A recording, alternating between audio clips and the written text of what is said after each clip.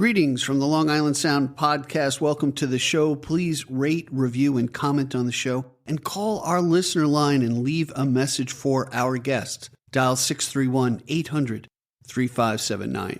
All right, enjoy the show.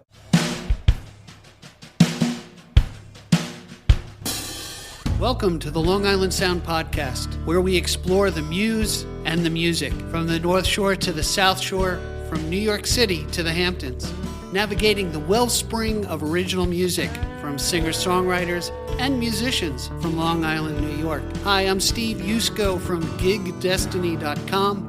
Stay tuned as we explore the Long Island Sound. In this episode of the Long Island Sound podcast, we discover Bob and Claire Blatchley, who have such great music and an interesting backstory and are part of the trio Perfect Strangers. Stick with us here at the Long Island Sound.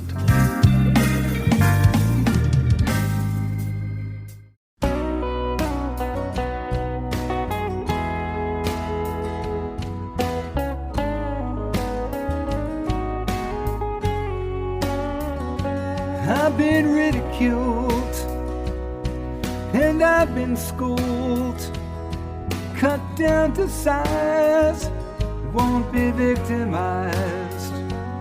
I've seen a crooked grin, mask a world of sin. I won't compromise, be party to the lies. I've seen nations fall like a New Year's ball, seen waters rise, heard the desperate cries.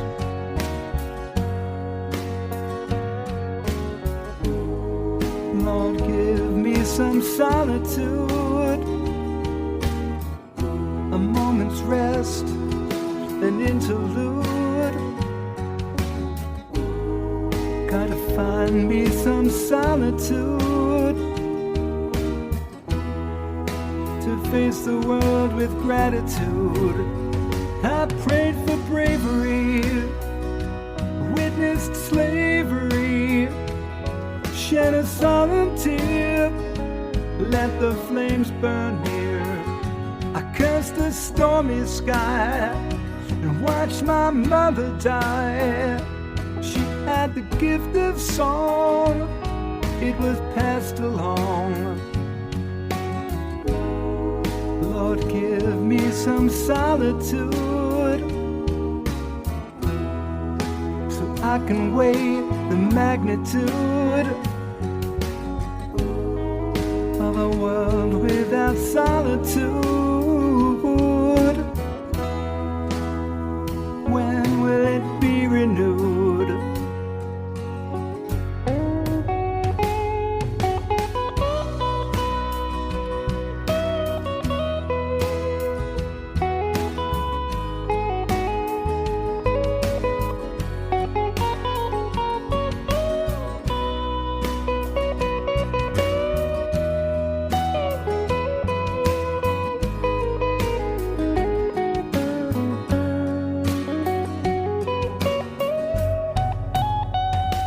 I've been ridiculed and I've been schooled, won't play the fool or break the golden rule.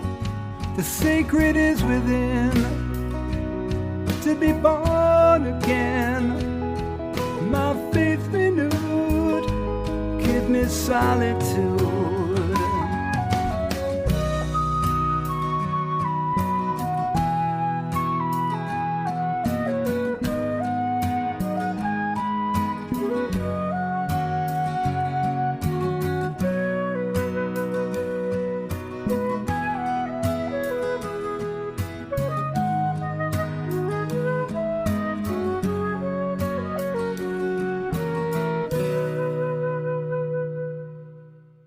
I heard this beautiful voice emanating from the back room when I entered the Village Lantern in Lindenhurst last week.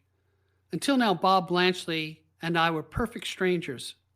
His vocal intonations and guitar created a relaxed atmosphere, setting up a comfortable experience for the evening's dining and the enjoyment we seek from live music on Long Island.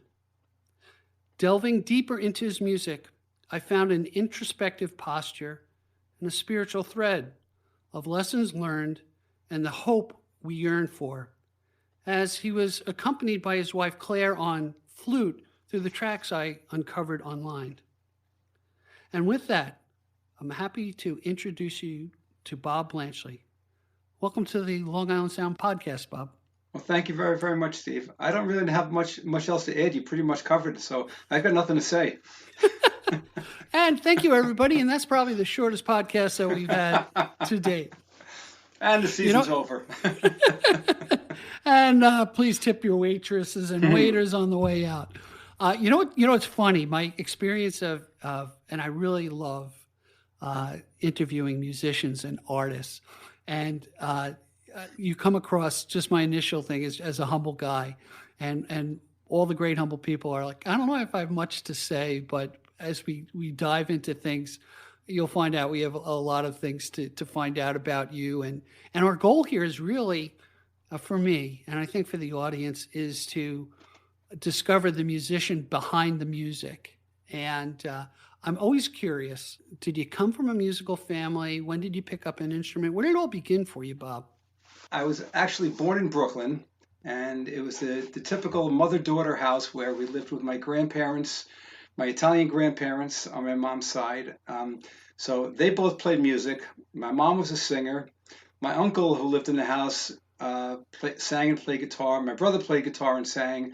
So I was surrounded by it, and it was great to just be, introduced to so much different music over the years. My brother got me started on the guitar. My uncle was a huge influence. He would come by. He was about 11 years older than I am, and he would come by and say, "Oh, you have to hear this new song by Paul Simon. You got to hear this Cat Stevens." And he was excited to show his little nephew all this great music, and I was just like a sponge, taking it all in. I tell you, you know what amazes me, and I have nieces. I told the story before. I didn't have that type of upbringing. I was, I wanted to play the piano, and I didn't woodshed it, as they say. But I really like learning about your influences and having a family that does that encouragement.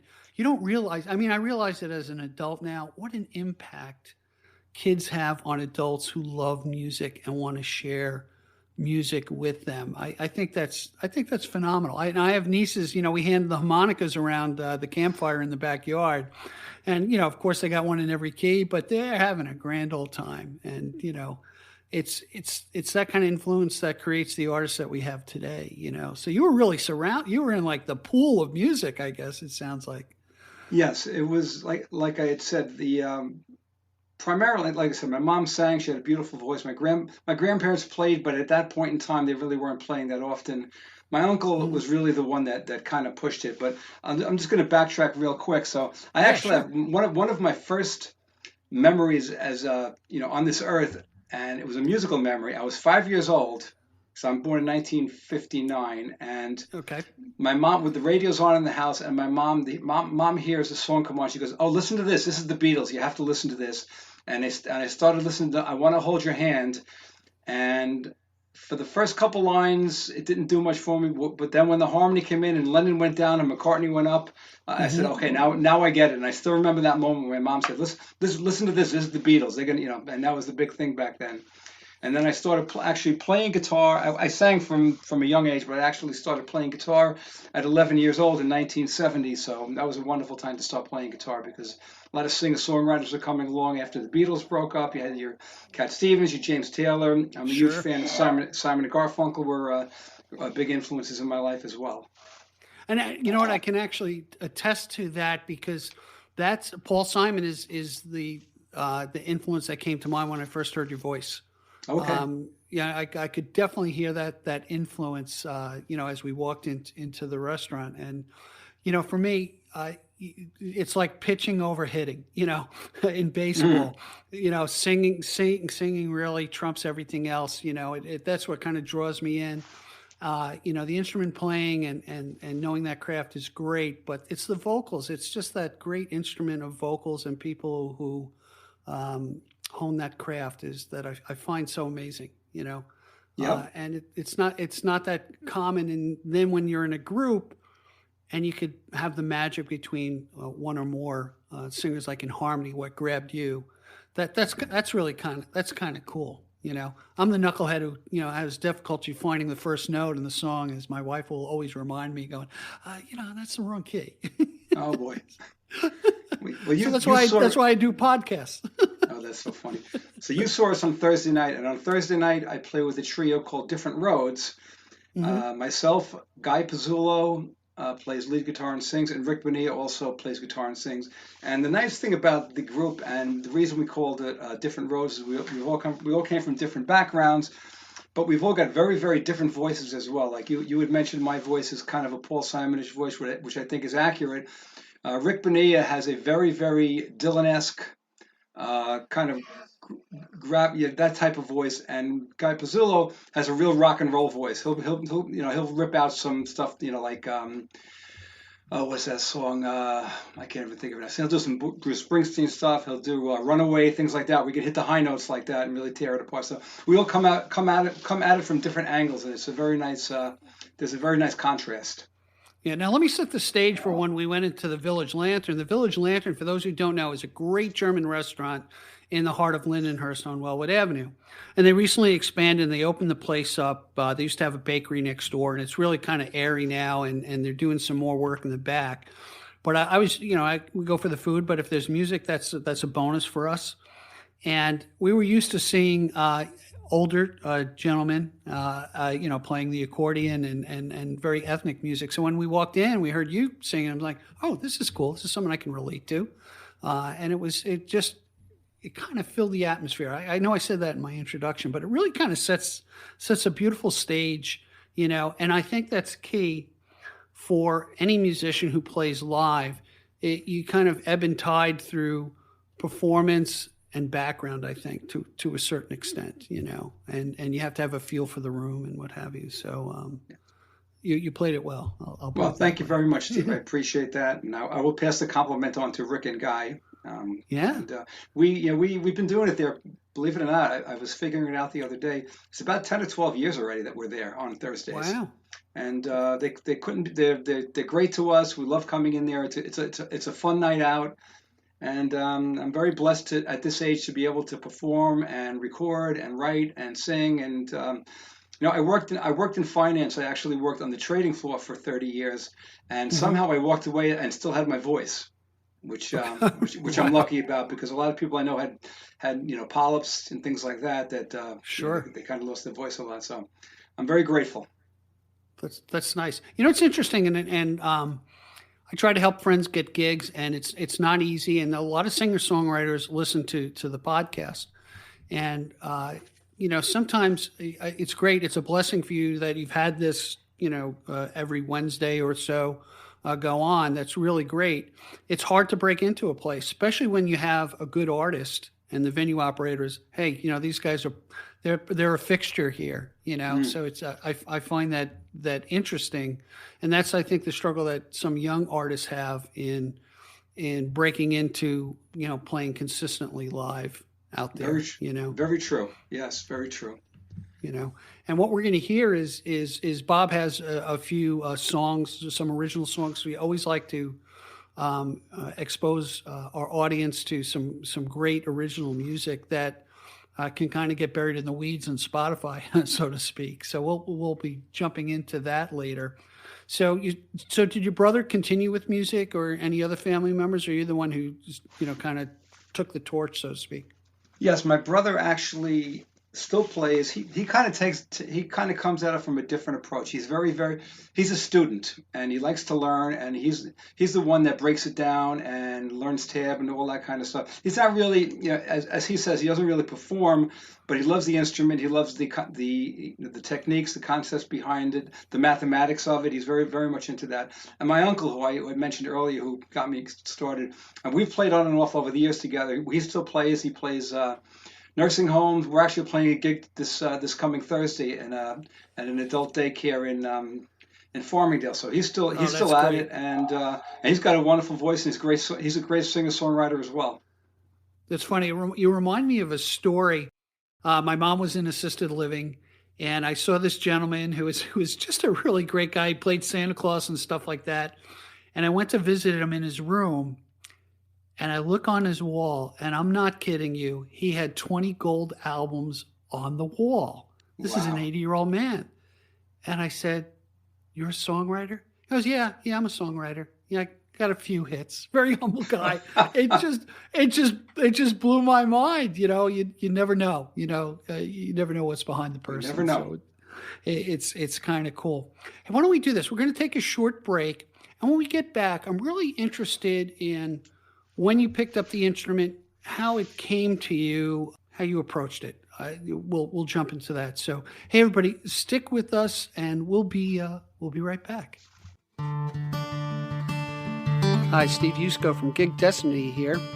Well, as you're probably listening to this podcast, you're probably thinking about that musician who would make a fantastic guest here on the Long Island Sound.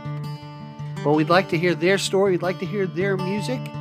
So have them reach out to us at gigdestiny.com, and we'll explore their craft. Now, back to our podcast. Hey, we are back. And Bob, I'm really curious about this with musicians. When you tackle the guitar, you got introduced to it by your uncle and your family, who sounds like they were really supportive about music. How did you approach it? Did you approach it, did you really get into, the theory part of it, or did you start strumming it? How did you approach your instrument? Okay, the theory for me came later. I've always had, from what people have told me and from what I've seen about my, where I am, I've always had a very, very good ear. And okay. So the singing came first to me, and then I wanted to learn how to play guitar so I could actually perform and, back myself up with the guitar. I learned by ear probably, and then as the years went on, I picked up more and more theory, and I look at more theory now than ever, and I break things down. And because Claire, who's my wife, plays the flute, we speak different musical languages, because everything she does is reading, and everything I do for the most part is by ear. So the only time we really fight about anything is we're trying to arrange something, because we speak different languages. I'm talking about this, and she's like, "Well, I'm seeing it a different way than you are," and we have to figure out a shorthand, which we figured out that we've got a shorthand how we arrange things at this point. Wow, that's cool. Yeah, so the theory came afterwards for me. Yeah, my wife and I have a shorthand. She tells me what to do, and I do it. So it works for her. So But what I find interesting too is a husband and wife duo, and how you approach music, how you have another language. You mentioned another language to communicate with each other, and when you perform, I always found I find it kind of remarkable, especially in a band or a trio, how, and I've been noticing this more and more as I go out and listen to live music, is the nuance of communication, nonverbal communication between musicians. And, I don't know, maybe that comes easy. Tell me about it. How does it work for you guys, Okay, well, this actually leads me into something that we touched upon earlier. You'd mentioned in your intro, Perfect Strangers. So the trio that I do the majority of my work in is Perfect Strangers, which is myself, Claire, my wife Claire on the flute, and Guy Pezzullo, who you saw the other night on electric guitar. Okay. And somehow or another, it just really, really works. Guy has got a wonderful ear. He can improvise on anything I throw at him. I do my, I'm kind of the glue, but between Guy and Claire, they're the ones doing the incredible solos. I mean, they do anything. They're adding the spice to the song. Oh boy, do they do a great job. So Claire and I will actually arrange things, because we're married, we live together, we work on these arrangements. And Guy just, after going through a song once or twice, he finds the exact spot he needs to be in, and we always leave room for him. But they'll do anything from Jethro Tull to Pink Floyd to stuff that's really, really difficult, and they do a fabulous job with it. So that's our trio that we play a lot of live gigs with. It's also the people that I record with. Is Gotcha. Claire and Guy. So it's some of the recordings that you've heard. Now, do you record at home, or you go to a studio? How do you approach the recording process? Yes, I've actually had a recording studio in my house for many, many years. I used to have a functional recording studio in Wanto when I lived there. I've got a smaller recording studio now. I can't really fit a drum set, or I can record with one, maybe two people at this point. But I've been doing home recordings for many years now. So it ties into having a good ear, in studio production. I had a couple of studio guys who listen to my podcast and kind of properly drew me across the carpet. I featured Mike Nugent's song, and he's like, you put it in mono and you really didn't do his song justice. And I'm like, oh man, okay. Yeah, well, I learned that lesson early on, which is good. But having that ear, and I think for new musicians, there's so much to be learned about having a trained ear. Yes. To find out where you need to be and where you start and where you end up. That's part of, besides the fingering on the fretboard, it's training your ear to catch things that I think really kind of work. So when you so you have a few recordings, you put it up like through CD Baby, or how do you get it out to the world, I guess? Yeah, basically, I mean, for years I was actually recording CDs and putting out CDs, and all of a sudden CDs are now used for to put your drinks on, and everything is Spotify, this, that, and the other thing. So I've gone into that at this point. So now I think I've got about 1.5 CDs up on Spotify at this point. I've got a couple of backlog that I want to put back up, and I've got a couple of older songs that I really love that I was never happy with the recordings that I'm actually going to re-record in the near future.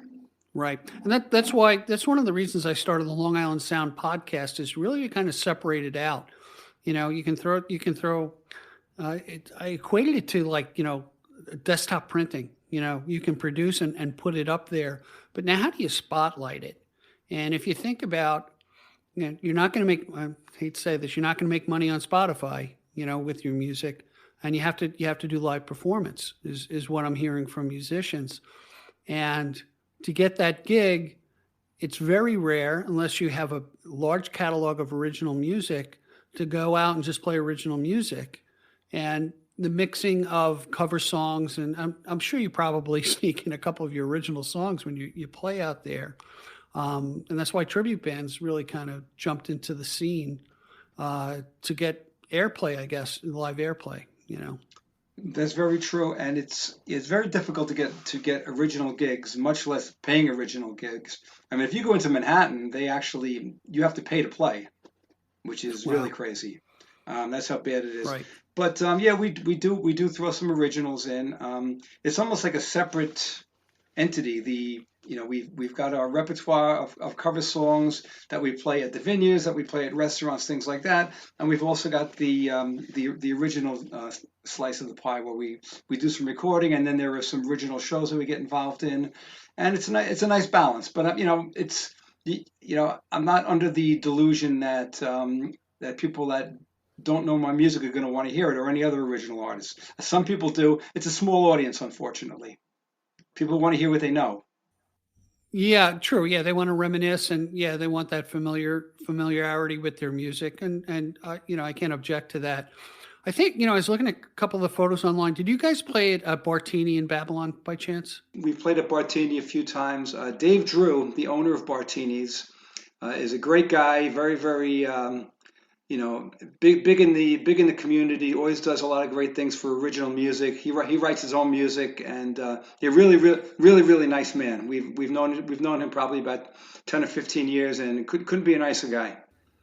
Yeah, another guest, Kevin MacLeod, who went to high school with me. He's a jazz player, plays at Bartini very often. And for those who don't know, Bartini is right by the Babylon train station on the north side. It's a tiny little bar, has a nice little back room with a little stage, and you can hear great original music when you go there. So it's a great place. I don't actually. I'm sorry, Steve. I actually don't know. I actually don't know Kevin MacLeod, but he plays in the band that you just referenced. He plays with my old drummer Claudio. Plays in the band with him. They do the jazz thing. Yeah. Yeah, True to Life is one of his bands. He played in Manhattan. Okay. He and I went to Holy Trinity High School. Oh, my son went there. Graduated 1979. So we played the song Solitude as an opener. So tell us about that, how that came about, and the story behind the song. Yeah, a quick story. I was actually, I don't know if you or any of your audience is familiar with Lucinda Williams, but I was trying to write a song in the vein of her type of song, which is kind of country-ish type of thing, which isn't typically what I write. And this is what came out, and it was actually written pre-COVID. And then it's like the old saying, "Be careful what you wish for." So the song is called Solitude, and then we spent 2 years in solitude. So be careful what you wish for. So I won't blame you, Bob. But so I wrote the music on this song, and I wrote myself and Claire. Actually, Claire contributed to the lyrics as well. She's very happy with the line she wrote. The line is the sacred is within, and it's a beautiful line. So we both contributed on the lyrics to Solitude. Absolutely. Now I'm going to ask you the typical songwriting question. Does the melody come first, or the lyrics come first? Do you depend upon somebody else? Or do you collaborative or less collaborative? Maybe answer that already. How do you approach the muse? Yeah, typically my songwriting, I've done very, very little collaborating. I've thought about it many times, and I've considered it, but it just never really panned out that much. Typically the music comes first, or maybe a title or an idea comes first, and then I'll kind of work with that.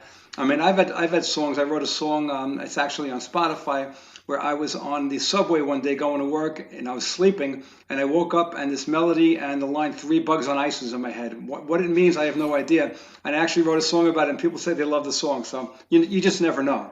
Yeah, it just comes out of the ether, right? Yeah. And, you know, and I always joke about it. I've written 1,000 pieces of songs, and I've forgotten them all. But to have something stick in your head and act on it is what makes you an artist and a musician. To kind of draw it out of yourself, and expand upon it. That's kind of cool. What I had done prior to smartphones with the recorder built in is I would always carry a small recorder with me.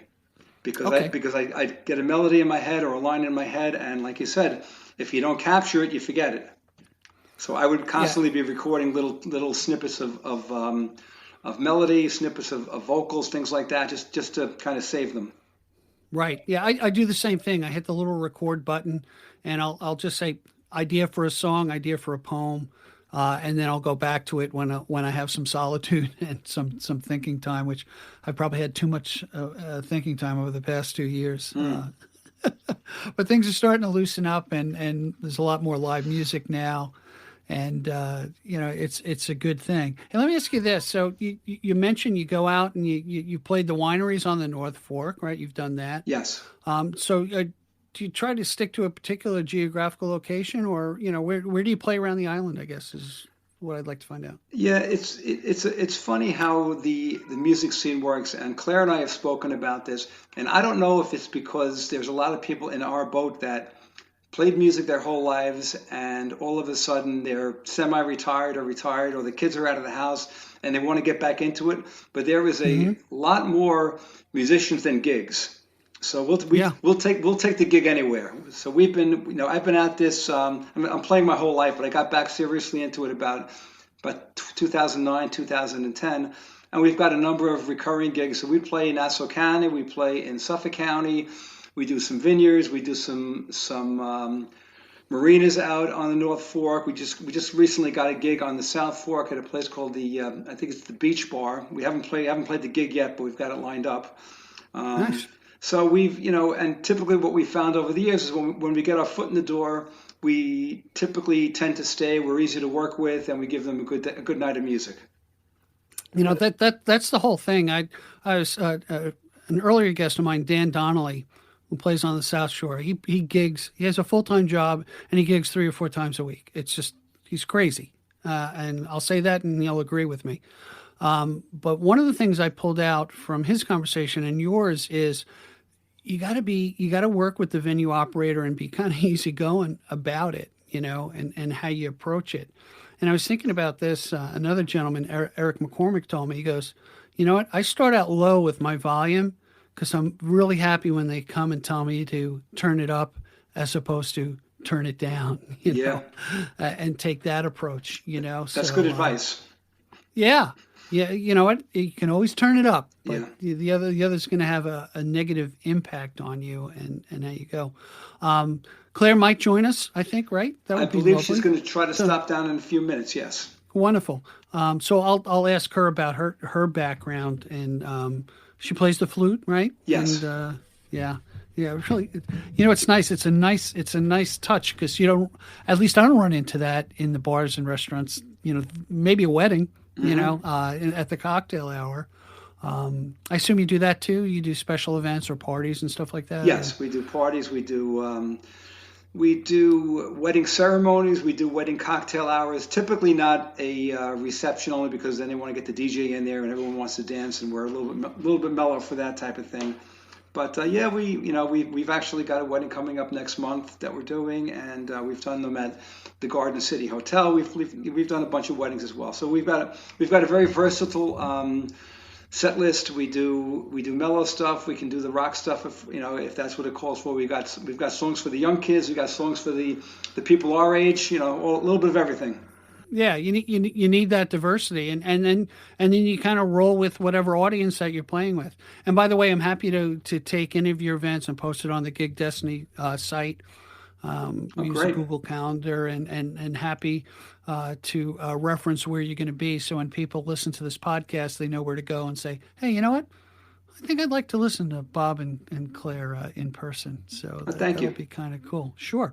So let's talk about the next song that we're going to play for the audience. I think it's Serenity Today. You want to tell us about that, and then we'll take a break and listen to it. Sure. What I've kind of, I'm at this a long time, and I've kind of gravitated toward lyrics that have a little bit more substance, and kind of away from the cliche generic lyric, which really does nothing for me these days. And I hope, after living as many years as I've lived, hopefully I've gotten a little bit of wisdom, and different things are important to me now than they were back in the day. And this really is a song about those fleeting moments of serenity in our lives, and looking back on the mistakes you make, or I've made, and accepting them, learning from them, and saying, okay, but what I have at this moment, I have serenity at this moment, and it's I found a better way. I have serenity today, and it's all about really putting things in that perspective and saying, this is really what's important to me. Being peaceful, and that those are the kind of things that are meaningful to me today that were not maybe as meaningful when I was in my 20s. Yeah, it's interesting, as we're similar in age, probably a year apart.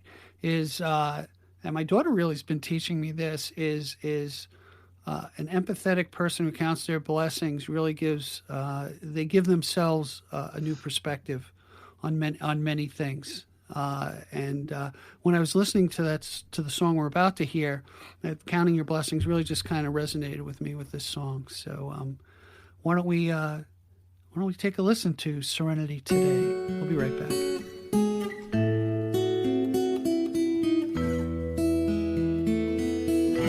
Love is patient, love is kind. Many years I didn't mind, praying for a better way. I have serenity today. Love is simple as a rule. You were fearful, I was cruel. Still I failed to let you in, where you end and I begin. We deny and we deceive, in the tangled web we weave. How many pardons do we get, from resentment to regret?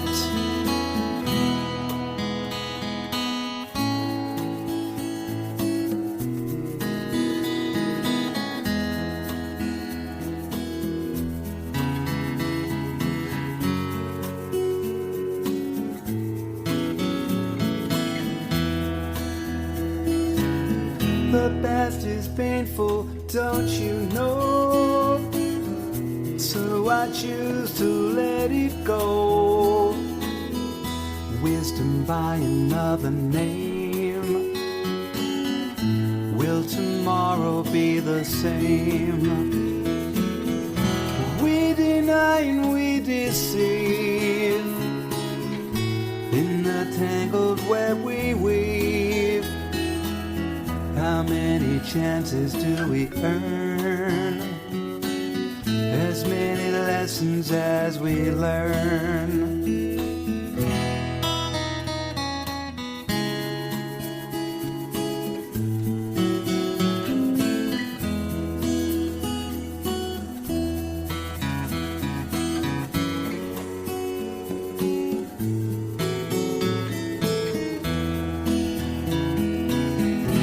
Love is patient, love is kind. Love is always on my mind. Now I embrace a better way. I have serenity today. I embrace a better way. I have serenity today.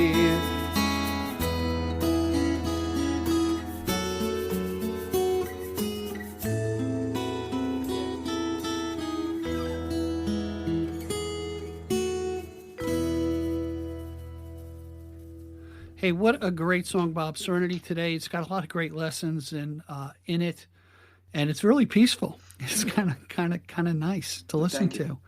So tell me, Bob. Tell me about, we learned about the fertile ground of music in your family and how you picked up the instrument and how you approached it. Tell me about how things progressed from that point with bands and stuff, and what you did with music.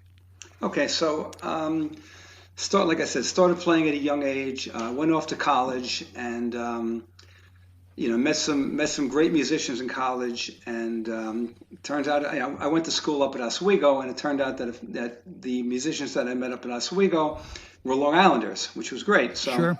I came back down here, and one of the gentlemen, his name is Alan Fox. We started a band called The Leaders. And he and I were the main songwriters. We kind of had that friendly competitiveness. Like I'd write a song and he'd want to match it, and then I'd have to try to match his song. And we really had a nice catalog of music. And then we had a drummer who was with us for many years. His name was Rick Cash, and we were all friends over the years. And we've kind of played together, then not played together, and played together again over the years. Up until up until the last 6 to 8 months, 10 months, we were still recording together, getting together. So it's kind of a sad story, but I wanted to bring it up anyway. So we find out a few months back that Ricky, our drummer, had lung cancer, and he took many treatments, and at one point they said there's really nothing we can do. So he was, Al and I were talking every other day about Ricky, and he's going to hospice and this and that. And I get a phone call, thinking it's about Ricky, and it's another musical friend of ours. And he tells me that Al had a heart attack and passed away. Oh my God! And then 3 days later, Ricky passed away. So I lost both of them in a week. Oh, I'm so sorry. And it was just dear friends, great musicians, and one of the reasons I bring this up is actually the main reason I bring this up is one to pay a tribute to them. But when we talked about doing this podcast, an idea that came to me, I just want to put something out there to you is, sure. Something that you may consider, or I think might be a good idea if at one point we could just let me backtrack real quick. So Al actually just got remarried and just retired and had a heart attack, months later. If at any point in time you want to get maybe his new wife and his brother, who was also in the entertainment business, and maybe talk about Al and play some of his music, it might be something you might work. Oh, that'd be great. He really a great songwriter. He's done some beautiful songs over the years. We've recorded with each other, and really good guy. I'd feel blessed to do that. I really would. You make it happen, and I'll do that podcast. I'm happy happy to do that, and what's great about music?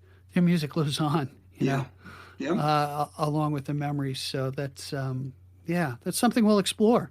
Hey man, that came out of left field, but I thank you for sharing that. I really appreciate it. Thank you, Steve. Yeah, no, it's good stuff, So on a brighter note, Claire's joined us. Yeah, okay. Well, no. There's no video. There's no video, Claire. There's no video. Yeah, Claire, don't worry. Don't worry. We're putting up stills of you, Claire. It's all good. Just say hello, Steve. Okay, hi. How are you? Very good. Thank you for joining us, Claire. Welcome to the Long Island Sound podcast. Well, thank you for having us. And I know. Oh, hey, we're sharing something in common. You have some wine too? Yeah. Oh, good. Oh yeah. Yes. Mine's Pinot Grigio. Chardonnay. Okay. Hey, thanks for joining us. I appreciate.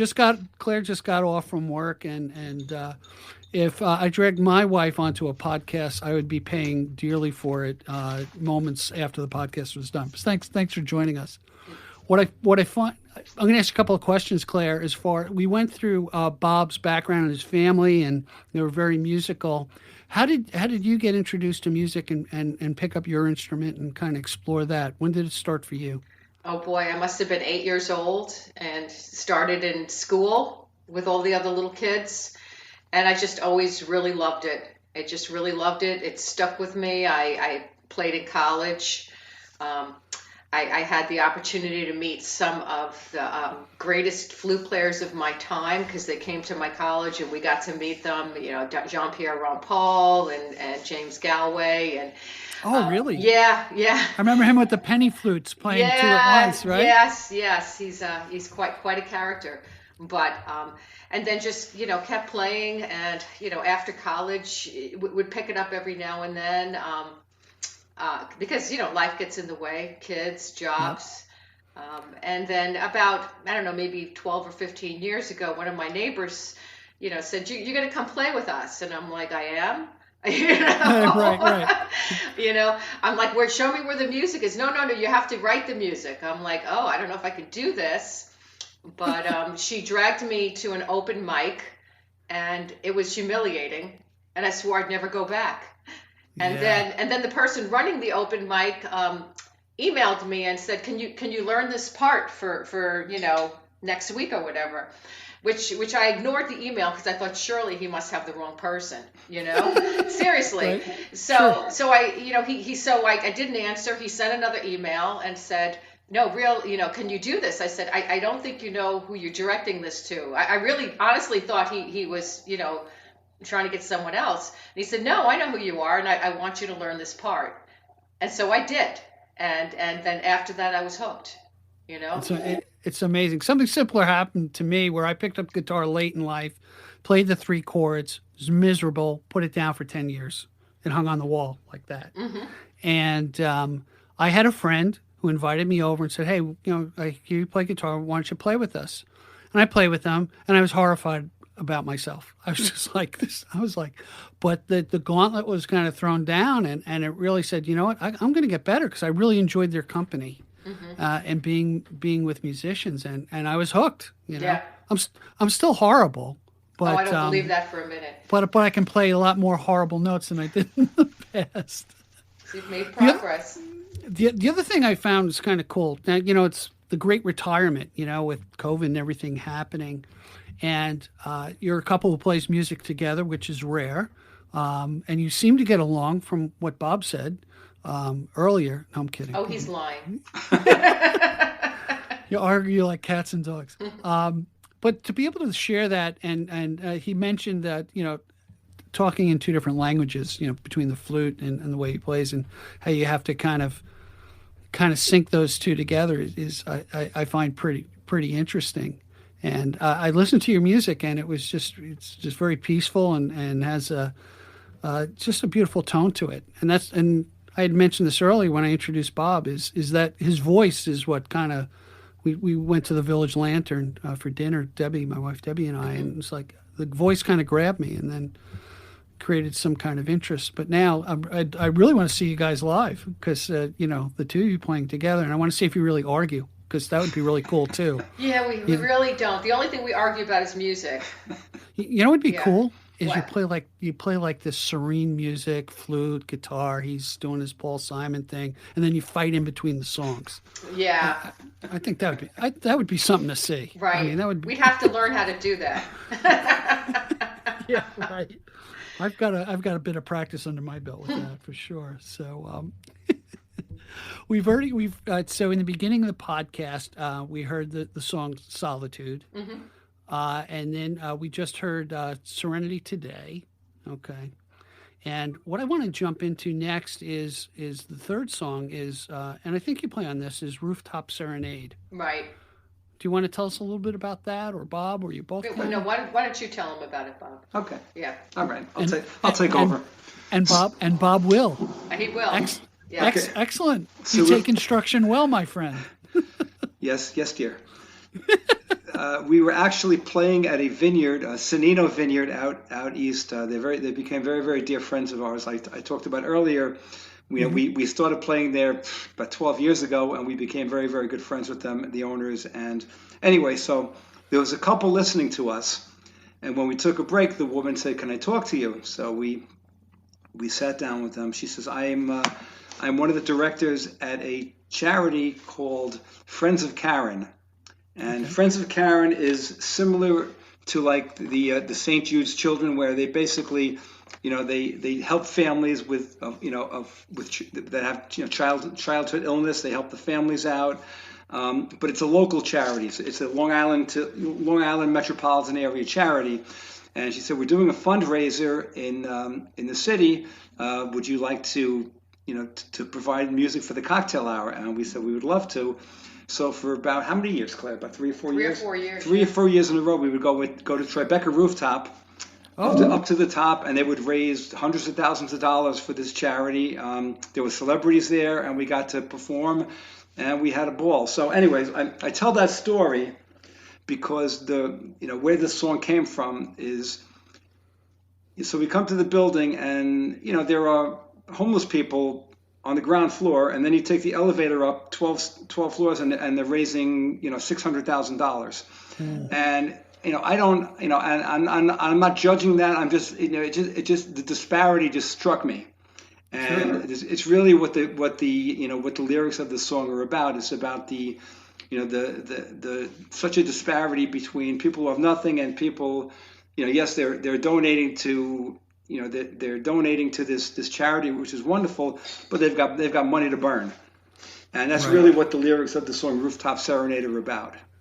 Cool. What we'll do also in the chapter marks, we'll put the link in for that charity as well, so that if people want to lend a helping hand, we're happy to promote that as well. So why don't we take a listen to "Rooftop Serenade," and we'll be right back.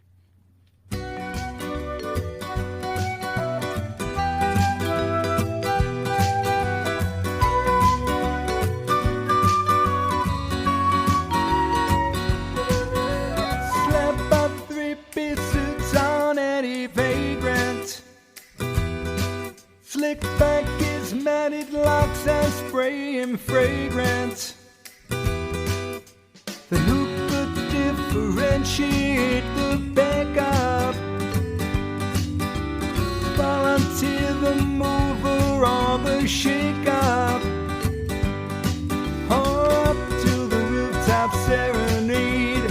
Blood and rust on a razor blade. The skyline breaks and treetops fade. Step right up to the rooftop serenade.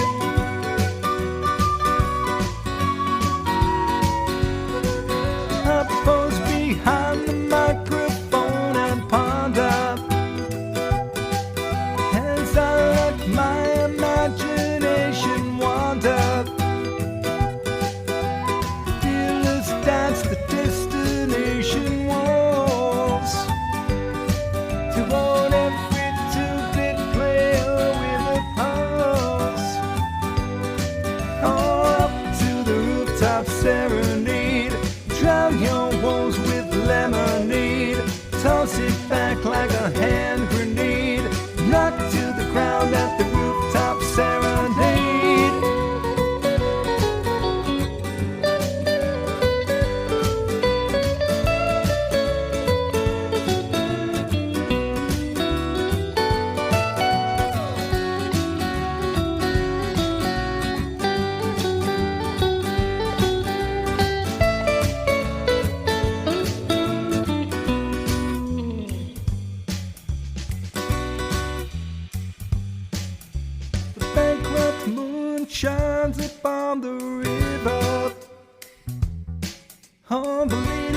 dressed in jewels and satin shiver,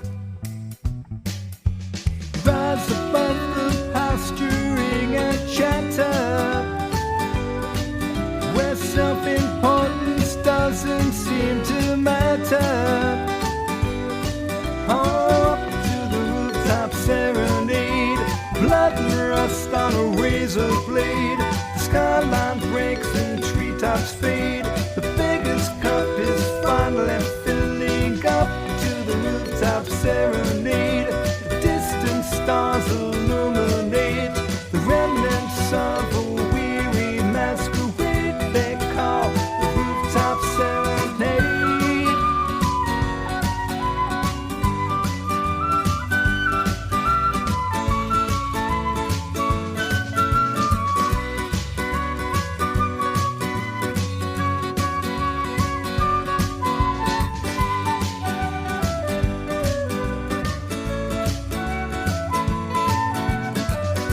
That to the rooftop serenade, that to the rooftop serenade, that to the rooftop serenade, that to the rooftop serenade. Absolutely beautiful song. So tell me, Bob, what do you guys got? What's the future for Perfect Strangers for you guys in music? And we're probably going to have this up by May 1st, I would think. So what do you got coming up in May in the summer? One, we have a website, a Facebook page, which is Perfect Strangers Long Island. If you like the Facebook page, we post all of our gigs on both. So what we have coming up is we've got a number of vineyards. We're playing at Clovis Point. We're playing at Sonino Vineyard. We're playing at Billy's by the Bay. These are all on the North Fork. Mm-hmm. We play monthly at Borelli's Restaurant over by Nassau Coliseum. Oh, yeah, in East Meadow, yep. Yeah, we play there monthly. What else do we have coming up? The Hamptons gig. I mentioned the Beach Bar in the Hamptons. That's going to be coming up in June or July. Villa Sorrento Restaurant in Jamesport, or St. James, excuse me. Or Northport Farmers Market we play about once a month. So we've got a lot of stuff going on in different places. So rather than go through every gig, and when we put the stuff out there if anybody's interested. If they want to send us an email, we'll put it on a mailing list. Wonderful. Yeah. I'm sure once people have heard your music here, they'll be hooked and they'll hunt you down, for sure. I'll tell you one real quick. One nice thing that we're doing is we did this last year, and they gave us the go-ahead again this year, is on 4th of July. If people are looking for something to do in the afternoon, we're actually playing a free outdoor concert in Northport, Northport Harbor, right by the water, and we're going to be setting up from 3 to 6, and we're just going to be playing music outside to celebrate the day. And we did it last year, and it was a big hit, and we're doing it again this year. Tell them how that happened. Oh, with the COVID. With the COVID, oh, yeah. So we're very opportunistic. So COVID hits in March of 2020, and basically I'm crossing out all of our gigs for the next 6 months. Sure. So I have the idea of, I'm like, you know what? Why don't we go get ourselves a couple of rechargeable speakers? Nice, we're going to invest a couple of dollars, and I bought a couple of really nice rechargeable speakers, and we went out to Northport down by the water over there, and we'd play in the park every day. And people were like, "This is great. There's no live music these days." They have like sound and noise ordinances in Northport. But they looked the other way for about 6 months, and then they finally shut us down. But we played the entire summer out there, and we were making a couple $100 a day in tips. Wow! It was great. It was having a ball. It was such a win-win. It worked for us. It worked for people that were looking for something to do. It was really, really nice, and you could social distance. Yeah, it's interesting thing through COVID how creative people were to do a lot of stuff online and that sort of thing. And I remember as things were easing up, I remember the Lily Flanagan's, they would only allow two musicians to play. Is that crazy? They wouldn't allow more than two. You couldn't dance. You weren't allowed to dance. And I actually asked my wife to dance, and the guy stopped us. And I'm like, wow, I didn't even have to tip the guy. And no, but he did stop us. But there's another lesson in that too. And it happened with, what you did with the charity on the rooftop in Tribeca. And what you did in the park is you got to throw the goodwill out there, because honestly, it comes back in spades. you know? Yep. And people appreciate that, and you get the exposure, and yeah, that's experience talking right there. That's what you got to do. So, hey, I want to thank you both, by the way, for your time today. I look forward to meeting you in person and hearing you out in the vineyards and having a glass. By the way, I'm drinking a little Pinot Grigio. It's just to loosen up the vocal cords, for the podcast. I do it for the podcast, and then I write the bottle of wine off, which is, I got that going for We me. need to do that. I know. He's a very wise man. Yeah. So one of the things I end my podcast this way, and a good friend had told me this, and I'm being honest about this, is, we can account for what's in the bank and what we own. We can never account for what time we have left. So when you give me an hour of your time and you share your music and your expertise, it's really a blessing, and I appreciate it very much. Well, we appreciate you. Thank you very much. We really enjoyed this, and it's been, I met you not even a week ago, and this is a pleasure to meet you and a pleasure to do this. All right. I look forward to seeing you guys again. Claire, thanks for jumping in. Thanks for allowing me. Yeah, well, You're a nice Bob guy. Bob really twisted my arm. What can I tell you? All right, you guys be well, and we'll be in touch, okay? You too. Thank you, Steve. Appreciate it. Thank you for joining us today. I appreciate the time you spent with us. Please subscribe and comment, and visit us at gigdestiny.com. Till next time, be generous with your joy, keep your spirits high, and let the music take you on a journey. Be well. Peace.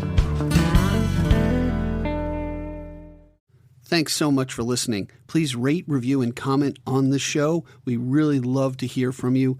And call our listener line at 631-800-3579. Again, thanks so much. Be well.